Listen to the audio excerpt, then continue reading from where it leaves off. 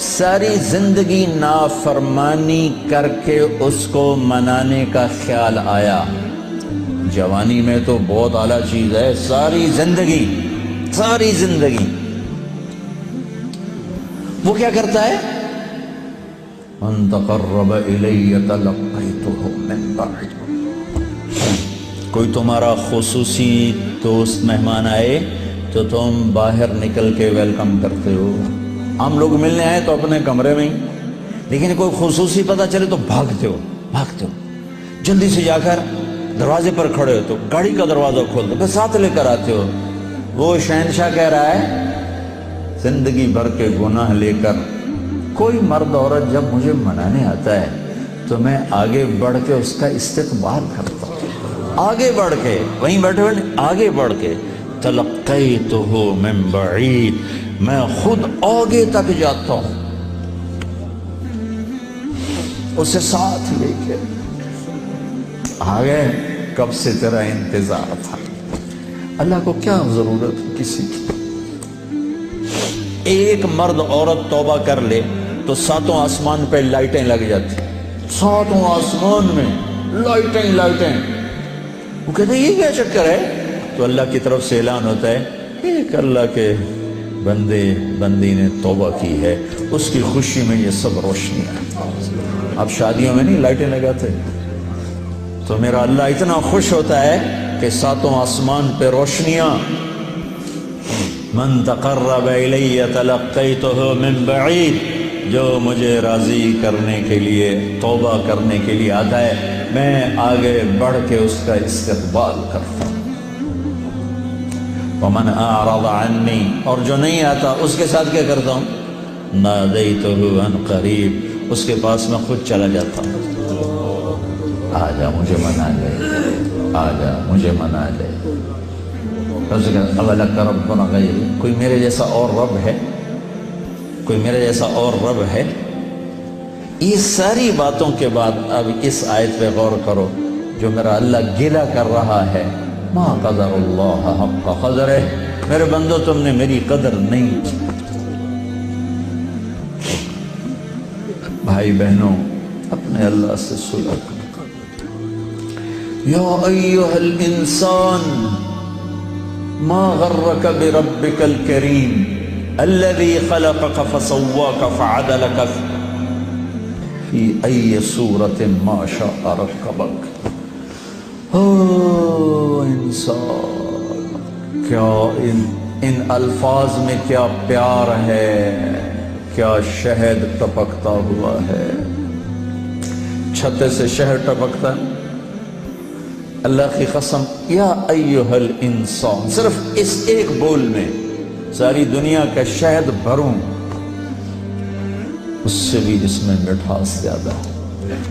اور پھر یہاں یا ابن آدم یا ایھا الانسان، خطاب ایمان والوں سے نہیں ہے، تقوی والوں سے نہیں ہے. اے انسان، انسان، انسان. اور لگا رہا تو یہ تو بتا کہ تو مجھے چھوڑ کے کہاں جا رہا، تجھے میرے بارے میں کس نے دھوکہ دے دیا. اولاد ماں باپ سے بدگمان ہو جائے تو ماں باپ پہ کیا گزرتا. میں نے ایک منظر دیکھا ہے میں موت تک نہیں بھول سکتا. ایک بیٹا باپ سے کہہ رہا تھا تو آج تک میرے واسطے کی بنایا ہے.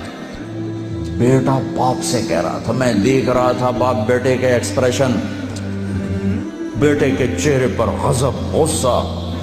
تو آج تک میرے واسطے کی کیتا ہے، تو آج تک میرے واسطے کی بنایا ہے.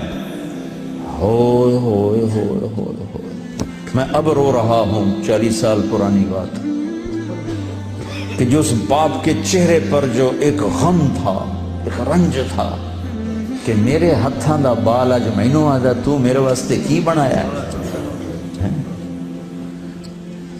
جو اس باپ کے چہرے پر ایک کرب تھا، وہ صرف اتنا کہہ رہا تھا اچھا میرا پتر.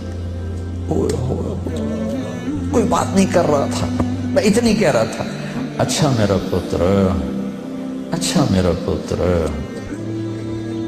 پتر ہماری زبان میں بیٹے کو کہتے اچھا میرے بیٹے، اچھا میرے بیٹے.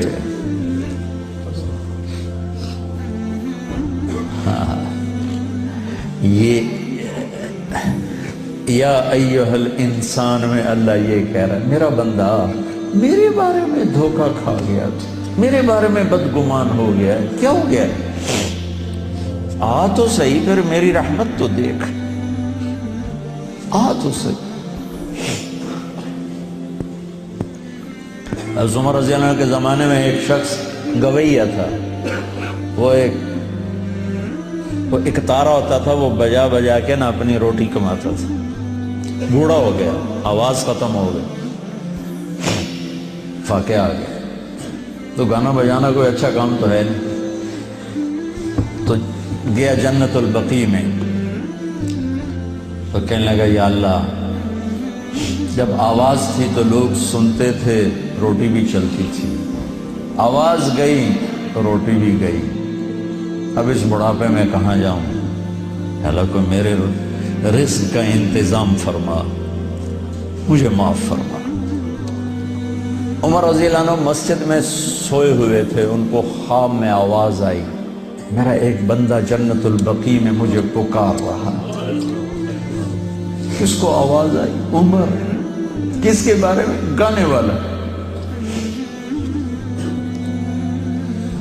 عمر رضی اللہ عنہ ننگے پاؤں دوڑے، ننگے سر، پتہ نہیں کون ابدال بیٹھا ہے وہاں پکارنے والا، جو دوڑے ہوئے اندر آئے تو قدموں کی آہٹ،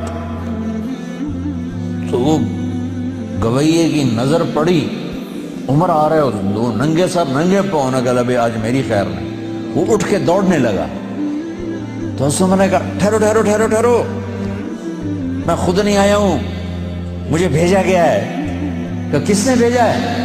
کہ جسے پکار رہے ہو اسی نے۔ وہ بوڑھا بیٹھ گیا، کہنے لگا واہ میرے رب، ساری زندگی تیری نافرمانی کی، آج تجھے پکارا تو اپنے پیٹ کی خاطر پکارا، اور تو نے اتنا بڑا میرا اعزاز، اتنی بڑی مجھے عزت دی۔